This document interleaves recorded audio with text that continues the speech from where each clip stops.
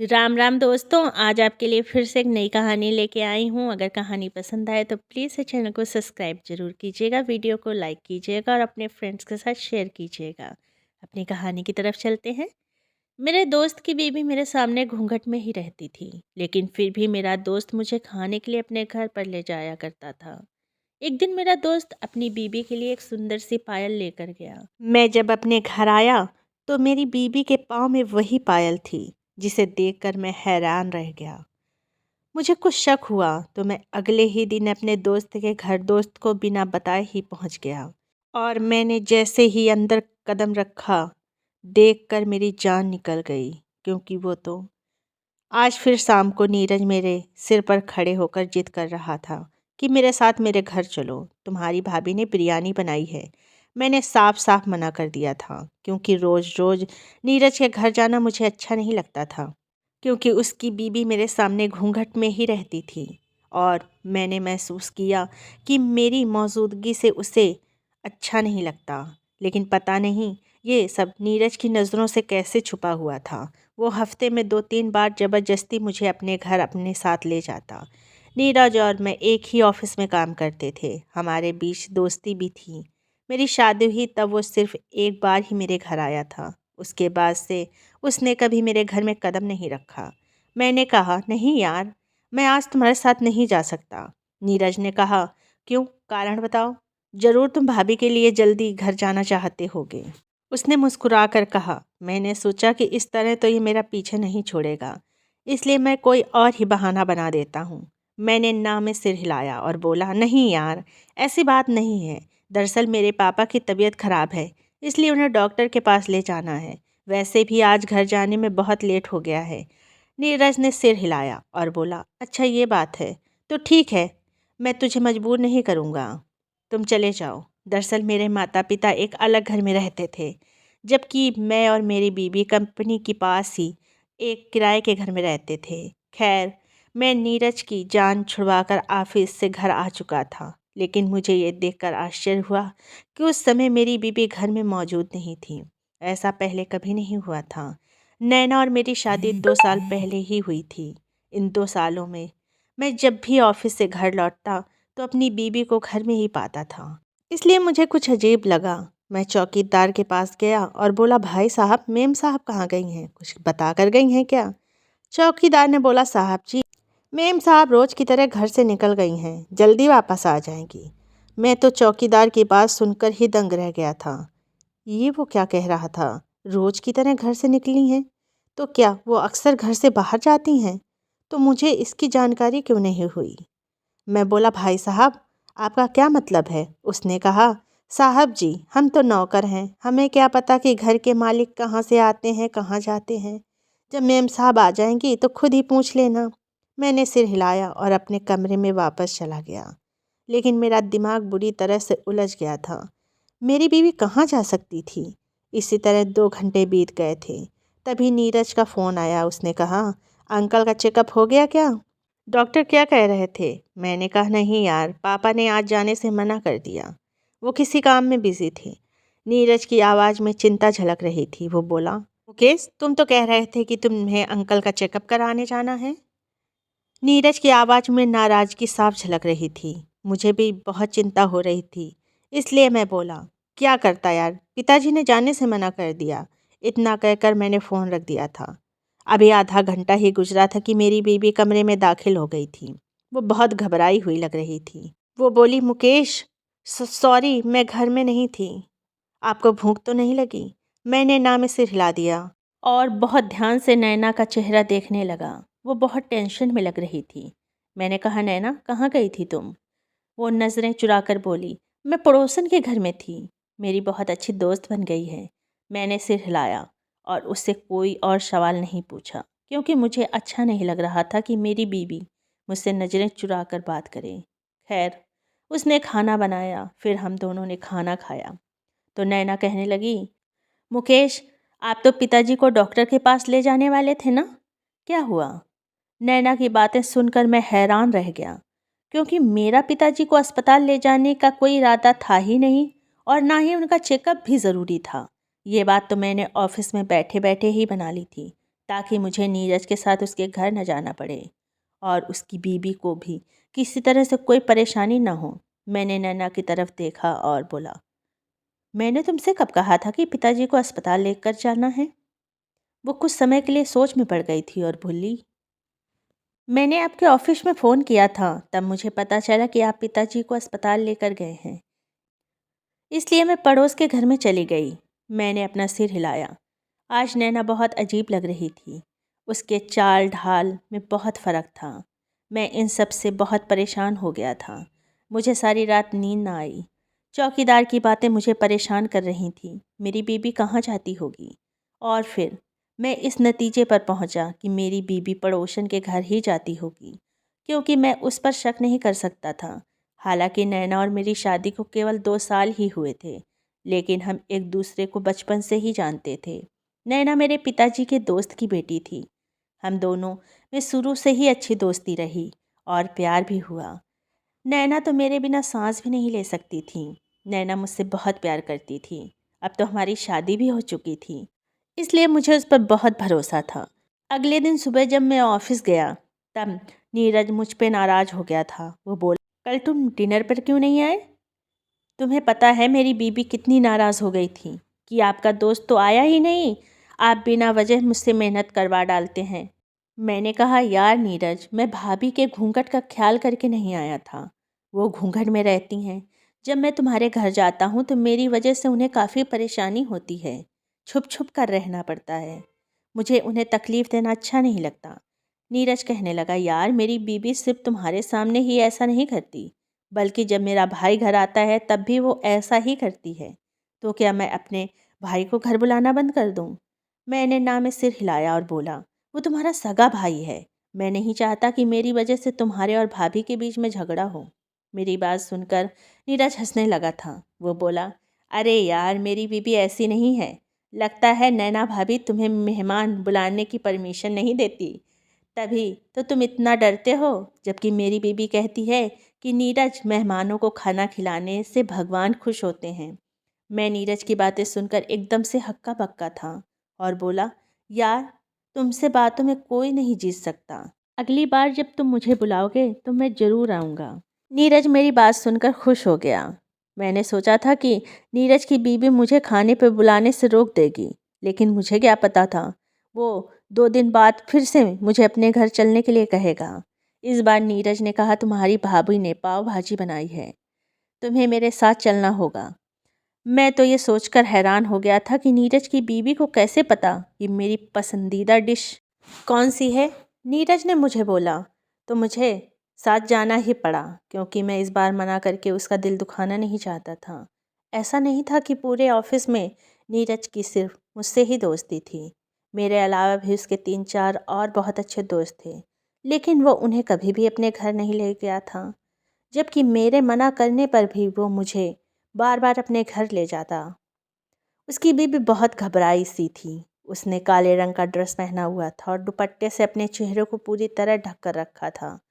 मैं भाभी की मौजूदगी में अपनी आंखें नीची ही रखता था, लेकिन फिर भी जब वो कुछ बर्तन रख रही होती तो बर्तन के बजने की आवाज़ से साफ पता चलता कि बर्तन रखने वाले के हाथ कांप रहे हैं। खैर, खाना लग गया तो मैं और मेरा दोस्त खाने के लिए बैठ गए। तभी मुझे नैना का ख्याल आया था। मैं बोला, यार तुम्हारी भाभी परेशान हो रही होगी, मैं उसे कॉल करके बता दूं कि मुझे लौटने में थोड़ी देर हो जाएगी।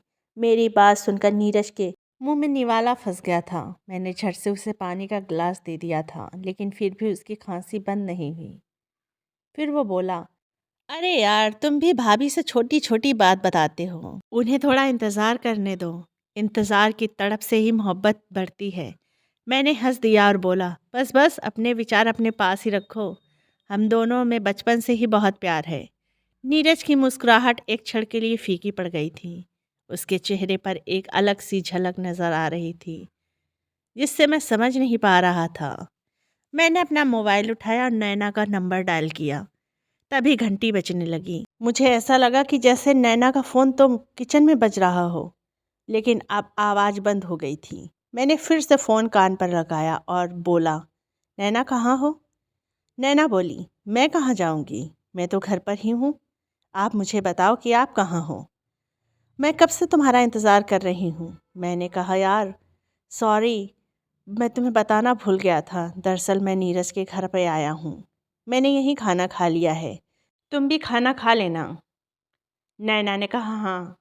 तो मैंने फ़ोन रख दिया। खाना ख़त्म करके मैं अपने घर आ गया था। मैं अपने घर में दाखिल हुआ तो किसी एहसास की वजह से एक पल के लिए रुक सा गया। मैंने चौकीदार से पूछा, भाई साहब आज मेम साहब कहीं गई थी क्या? उसने हाँ में सिर हिलाया और बोला, जी गई हुई थी, अभी 20 मिनट पहले ही तो आई हैं। मुझे आश्चर्य हुआ था क्योंकि मैंने 1 घंटे पहले ही नैना को फ़ोन किया था और वो मुझसे कह रही थी कि मैं घर पर ही हूँ। पता नहीं क्यों वो मुझे अपनी बातों में उलझाने की कोशिश कर रही थी। जब मैं अपने कमरे में आया तो नैना अपना मुंह फुलाकर बैठी हुई थी। मैं उसके सामने जाकर बैठ गया और बोला, क्या बात है नैना, तुम बहुत नाराज़ लग रही हो। तो वो बोली, तो क्या, मैं अब नाराज़ भी नहीं हो सकती? आप हर दिन अपने दोस्त के घर चले जाते हैं। मुझे तो अब ऐसा लगता है कि आप मुझे टाल रहे हैं, अपने दोस्त का नाम लेकर कहीं और ही चले जाते हैं। मैंने उसके चेहरे को ध्यान से देखा और बोला, नैना ऐसा होता है ना कि इंसान को हर कोई अपने जैसा ही लगता है। धोखा खुद देता है और इल्ज़ाम किसी और पर लगा देता है। ये सुनकर नैना का चेहरा पीला पड़ गया था। क्या मतलब है आपका? और आज ये कैसी बातें कर रहे हो आप? मैंने हंसकर कहा, यार मैं तो मजाक कर रहा था। तुम तो सच में डर गई। मेरी बात सुनकर उसकी बात गले में ही अटक गई थी। वो बड़ी मुश्किल से बोली, नहीं नहीं, मैं क्यों डरूंगी। मुझे तो आप पर हैरानी हो रही है कि एक तो आप बिना बताए घर से चले जाते हैं और फिर मेरे सवालों का जवाब देने के बजाय घुमा फिरा कर बातें करते हैं। मैंने नैना का हाथ पकड़कर वो कहा, नैना जब कोई बिना बताए घर से कहीं चला जाएगा तो क्या होता है? नैना कहने लगी, ये गलत बात होती है। पति पत्नी तो एक दूसरे के राजदार होते हैं। उन्हें ऐसा नहीं करना चाहिए कि वो एक दूसरे से हर बात शेयर करें। घर से बिना बताए जाना बुरी बात है। मैं बोला, जब पति बिना बताए घर से चला जाता है तब बुरी बात होती है या ये कानून दोनों पर लागू होता है? मेरी बीवी सुनते ही नाराज़ हो गई थी। उसने अपना हाथ छुड़ाया और बाहर चली गई। वो कहने लगी, न जाने नीरज के घर से क्या खाकर आते हैं कि आपकी बातें कभी ख़त्म ही नहीं होती। वो गुस्से में जा चुकी थी। मैं सोच में पड़ गया था कि मेरी बीवी मुझसे झूठ बोलकर बाहर क्यों चली जाती है। अगर कोई बात है तो वो मुझे सीधे तरीके से बता भी तो सकती है कि जब आपका फ़ोन आया था तो मैं अपने सहेली के घर गई थी। जाने से पहले वो मुझे एक मैसेज भी तो कर सकती थी। फिर वो मेरे सामने ऐसा बर्ताव करती है कि वो कभी घर से बाहर जाती ही नहीं।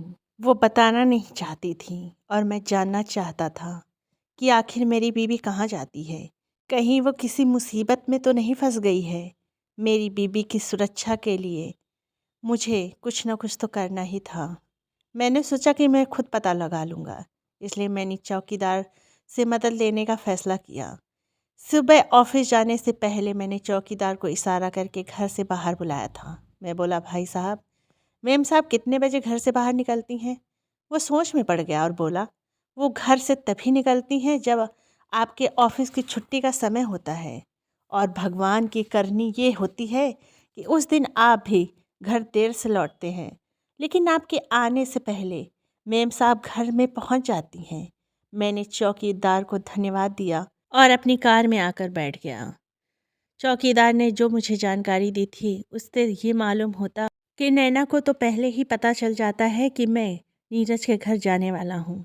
अब सोचने की बात ये थी कि अगर मैं अपनी बीवी को अपने बारे में नहीं बताता तो फिर नैना को कौन बताता। मुझे नैना पर अंधविश्वास था, इसलिए मैं मान ही नहीं सकता था कि वो किसी तरह से मुझे धोखा भी दे सकती है।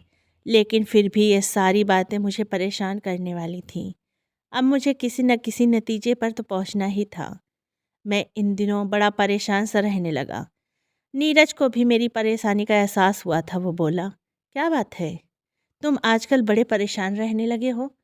अब मैं भला उसे क्या बताता कि मेरी बीवी मुझे बिना बताए घर से चली जाती है और मुझे उसकी चिंता सताती रहती है। मैंने बात बना दी और बोला, बस पिताजी की वजह से दुखी हूँ, उनका ब्लड प्रेशर नॉर्मल ही नहीं होता। और ये बात सच भी थी। नीरज कहने लगा, अंकल परहेज़ तो करते हैं ना? मैं बोला, मैंने अपने छोटे भाई को फ़ोन करके पूछा था। उसने बताया कि वो हर समय साय की तरह पिताजी के साथ रहता है। पिताजी की दवाई भी बदल दी गई है, लेकिन ये ठीक नहीं हो रहे हैं। नीरज बोला, ये तो बेहद चिंता का विषय है। मैं भगवान से प्रार्थना करता हूँ कि तुम्हारे पिताजी जल्दी ठीक हो जाएं। तुम मेरे साथ चलो, हम जरा मार्केट्स में चलते हैं। आज मेरी बीबी का जन्मदिन है और मैं उसके लिए गिफ्ट खरीदना चाहता हूँ। थोड़ा मार्केट घूमेंगे तो तुम्हारा मूड भी ठीक हो जाएगा। मैंने ना में सिर हिलाया था और बोला, नहीं यार, मैं नहीं आ सकता। पर वो नीरज ही क्या जो मेरी बात मान लेता। वो तो जिद करने लगा और मुझे दोस्ती की कस्में देने लगा। मैं नाराज़ हो गया और बोला, यार क्या तुम हर समय छोटे बच्चों की तरह जिद करते रहते हो? कभी कभी दूसरों की मजबूरी भी समझ लेना चाहिए। नीरज ने कहा, दुनिया इधर की उधर हो जाए, लेकिन मुझे तुम्हारे साथ ही जाना है, क्योंकि मुझे गिफ्ट लेने का कोई अनुभव नहीं है। मैं भारी मन से उसके साथ चल पड़ा था, लेकिन सच कहूँ तो आज मुझे उस पर बहुत गुस्सा आ रहा था। लेकिन वो तो गम की तरह चिपक ही गया था मुझसे। मैं तो उस दिन को कोस रहा था जब मेरी दोस्ती नीरज से हुई थी। वो बहुत ही अजीब किस्म का इंसान था। उसे दूसरों की समस्याओं से कोई मतलब ही नहीं था। वो तो चाहता था कि सिर्फ उसकी ही बात सुनी जाए। मैं अपने घर के हालातों के कारण बहुत चिंतित था। ऊपर से नीरज ने मेरे नाक में दम करके रखा था। ऑफिस में और भी उसके बहुत सारे दोस्त थे, मैं अकेला ही नहीं था। फिर भी न जाने वो मुझे ही हर जगह अपने साथ क्यों ले जाना चाहता था। आज हम मार्केट गए तो कहने लगा कि मैं अपनी बीबी के लिए पायल लेना चाहता हूँ। डिज़ाइन पसंद करने में तुम मेरी मदद करना। मैं भी जल्दी घर जाना चाहता था, इसलिए उसकी मदद करने लगा। तभी मेरी नज़र एक बेहद खूबसूरत पायल पर पड़ी। वो इतनी मस्त थी कि देखकर ही दिल खुश हो गया था। मैंने कहा, ये ले लो, भाभी को बहुत पसंद आएगी। नीरज ने मेरी पसंद की पायल खरीदी थी। उसके बाद मैं घर आ गया था। आज नैना घर पर ही थी। वो मुझे देखकर खुश हुई, जबकि आजकल मैं इतना परेशान रहने लगा था कि खुश होना ही भूल गया था। नैना मेरे पास आकर बैठ गई और बातें करने लगी। वो कुछ देर तक इधर उधर की बातें करती रही, जबकि मैं हूँ हाँ में जवाब देता रहा। फिर बोली, नीरज के साथ आपकी दोस्ती कैसे हुई? मैं उसके सवाल से चौंक गया था। अब मुझे एहसास हुआ था कि जब से नैना और मेरी शादी हुई थी, वो किसी न किसी तरह से हर बातचीत में नीरज को ही ले आती थी और मुझसे उसके बारे में सवाल पूछती रहती थी। मुझे पता नहीं था कि वो नीरज में इतनी दिलचस्पी क्यों लेती है। मैंने कहा, नीरज से मेरी दोस्ती 1.5 साल पहले ही हुई थी। हमारी शादी के बाद मेरी उससे दोस्ती हो गई थी। मुझसे पहले ऑफिस में कई लड़के उसके दोस्त थे, लेकिन मुझसे दोस्ती करने के बाद उसने हर किसी को पीछे छोड़ दिया था। अब तो हर समय वो मुझसे ही बातें करता है। मुझे ही हर जगह अपने साथ लेकर जाता है, अपने घर भी लेकर जाता है। मैं तो मना कर देता हूँ, वो इसलिए क्योंकि उसकी बीबी एकदम घूंघट में रहती है और मुझे रोज़ रोज़ उसके घर जाना अच्छा नहीं लगता। लेकिन ये धीरज तो मेरी बात समझता ही नहीं। वो हर बात में जिद करता है। मैं थक चुका हूँ उससे। नैना बोली, किसी की ईमानदारी और प्यार से तंग नहीं होना चाहिए। खुशनसीब इंसान वो होता है जिसे सच्चे दोस्त मिलते हैं। मैंने सिर हिला दिया था। आज मैंने नैना को नीरज के बारे में विस्तार से बता दिया। तभी नैना ने मेरा हाथ पकड़ लिया और बोली, अगर आपको पता चले कि नीरज ने आपको धोखा दिया है तो आप क्या करेंगे? नैना के इस सवाल पर मेरे कान खड़े हो गए थे। मैंने कहा, किस तरह का धोखा? बिजनेस में या किसी निजी ज़िंदगी में? नैना बोली, निजी ज़िंदगी में। मेरा मतलब है, आपका दोस्त आपके हक पे डाका डाल दे तो? आप किसी चीज़ को बहुत दिल से चाहते हो और अगर नीरज वो आपसे छीन ले तो आप क्या करोगे? नैना के इस सवाल ने मुझे बहुत बेचैन कर डाला था। नीरज और नैना की कई सारी पहेलियाँ एक दूसरे से मेल खा रही थी और अब उसका ये सवाल। मैंने कहा, नैना, जो चीज़ मेरी होगी वो चीज़ मुझे छोड़कर कभी नीरज के पास नहीं जाएगी। नैना बोली, फिर भी यदि ऐसा कभी हुआ तो आप नीरज के साथ कैसा सलूक करेंगे? क्या आप उसके साथ दोस्ती खत्म कर देंगे? मैंने बेचैन होकर बात बदल दी और बोला, तुम क्या बेकार के सवाल लेकर बैठ गई हो? उठो, मेरे लिए चाय बना कर ले आओ। नैना बहुत परेशान हो रही थी, लेकिन वो बिना कुछ कहे किचन में चली गई और मैं अंदर ही अंदर जलता रह गया। अब मैं चाहता था कि मेरे सामने सब कुछ पूरी तरह से खुल कर आ जाए, लेकिन मेरे हाथ में कुछ भी सुराग नहीं थे। मैंने सोच लिया था कि इस राज का पर्दा उठाने के लिए मैं हर हद पार कर दूंगा। अगर उसके लिए मुझे नैना पर सख्ती का रुख अपनाना पड़ेगा तो मैं पीछे नहीं हटूंगा। लेकिन मुझे क्या पता था कि कुदरत ने मेरे लिए कुछ और सोच कर रखा है। वो मुझे खुला इशारा देना चाहती थी। हुआ ये कि जब मैं अगले दिन ऑफिस से घर वापस लौटा तो ये देखकर जान ही निकल गई कि नैना ने तो वही पायल पहन रखी थी जो कल नीरज ने अपनी बीबी के लिए ली थी। मैं इस पायल को देखकर दंग रह गया। अब मुझे समझ आ गया था नीरज और नैना का आपस में कोई न कोई संबंध तो ज़रूर है। मैंने कहा, नैना, तुमने इतनी खूबसूरत पायल कहाँ से ले ली? ये तो तुम्हारे पाँव में बहुत अच्छी लग रही है। मैंने जानबूझकर उसे जल्दी वाले अंदाज में कहा था ताकि नैना को कुछ समझ में ना आए। वो मुस्कुरा कर बोली, जब आप ऑफिस चले जाते हैं ना, तब मैं अक्सर अपनी सहेली के घर चली जाती हूँ। उसी सहेली ने मुझे दी है। मैंने सिर हिला दिया। अब मैंने पूरा प्लान सोच लिया था। इसलिए अगले दिन जब मैं ऑफिस चला गया तो नीरज से बोला, आज मैं तुम्हारे घर पर डिनर पर चलूँगा। अपनी बीबी से कहो कि कुछ अच्छा सा खाना बना ले। नीरज बहुत खुश हो गया और उसने तुरंत थोड़ा दूर जाकर अपनी बीबी को फ़ोन किया। छुट्टी होने में 1 घंटा बाकी था। मैं वहाँ से चुपके से निकलकर सीधे नीरज के घर की ओर बढ़ने लगा। उसके घर पहुँचते ही मैंने अचानक से दरवाज़ा खोल दिया और अंदर दाखिल हो गया। तभी सामने का मंज़र देखकर मुझ पर क़यामत ही टूट पड़ी, क्योंकि वहाँ तो मेरी बीबी नैना बैठी थी। नैना मुझे देखकर थोड़ी डर गई। मैंने आगे बढ़कर कहा, नैना, तुम यहाँ कहाँ? तुम कैसी जानती हो इन लोगों को? नैना रोने लगी और मेरे कदमों में गिर गई और बोली, मेरी बात सुनो, मैंने आपके साथ कोई धोखा नहीं किया है। आप तो जानते ही हैं, आपके पिताजी के दोस्त के यहाँ 2 जुड़वां बेटियां पैदा हुई थीं। दोनों का रंग रूप एक जैसा ही था। आपकी नैना से सगाई हो चुकी थी। वो भी आपको बहुत चाहती थी, मगर जब शादी की तारीख हो गई तो वो थोड़ी घबराई हुई थी। मुझे उस पर शक हुआ कि ज़रूर कुछ तो गड़बड़ है। मैंने उससे कई बार पूछा, लेकिन उसने मुझे अंदर की बात नहीं बताई। तभी शादी का दिन आया तो नैना घर से भाग गई।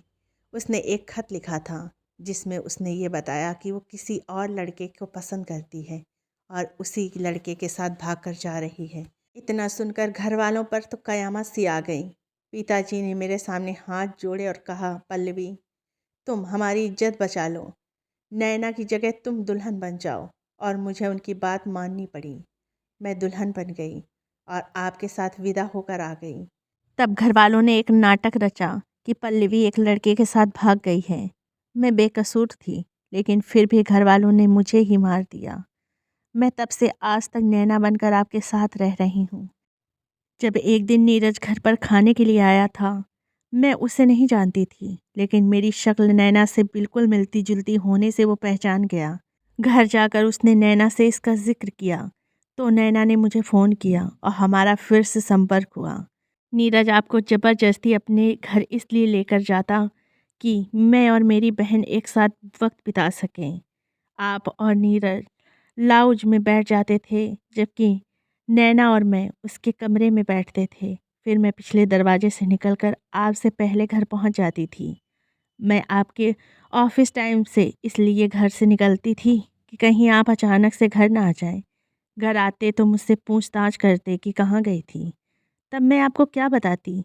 जिस दिन आपको नीरज के घर जाना होता, नैना मुझे पहले ही फ़ोन करके बुला लेती थी, इसलिए आपको कभी भी पता नहीं चल सका। इतनी देर में नैना भी किचन से निकलकर बाहर आ गई थी। उसने मेरे सामने हाथ जोड़ दिए और रोने लगी। वो बोली, मुझे माफ़ कर दो, मैं नीरज से मोहब्बत करती थी।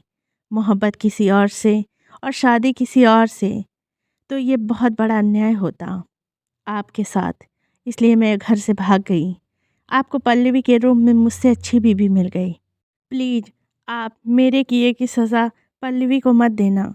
मैंने पल्लवी का हाथ पकड़ा, उसे घर लेकर आ गया। मैंने नीरज से बात करनी बंद कर दी थी, जबकि पल्लवी हर दिन मुझे समझाने की कोशिश करती और चाहती कि मैं नीरज और नैना के साथ सुलह कर लूं, लेकिन मैं अभी तक किसी नतीजे पर नहीं पहुंच पाया था। आप बताइए, मुझे क्या करना चाहिए?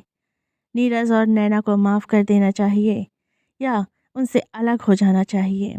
दोस्तों, वीडियो कैसा लगा कमेंट बॉक्स में ज़रूर बताइएगा।